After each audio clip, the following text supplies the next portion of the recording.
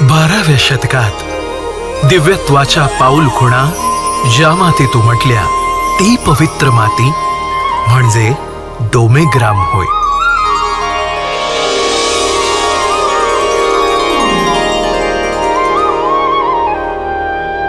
आजचे कमालपूर हे 12व्या शतकातील डोमेग्राम या नावाने ओळखले जात होते.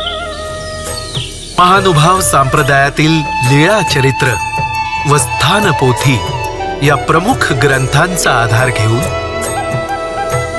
12व्या शतकातील त्रयमठ आज आपण अनुभवण्याचा प्रयत्न करूया. जीवांना घडवून मडवून योग्य करणाऱ्या अशा एकंदरीत 50 महत्वपूर्ण लीळा या ओट्यावर घडल्या आहेत. परमेश्वराच्या अप्राप्तीच्या दुःखास्तव उद्विग्न झालेल्या पाठकाच्या अंतःकरणातील भाव भक्तजनांना सांगत असताना सर्वज्ञ या सोंडीवर आसनस्थ झाले होते.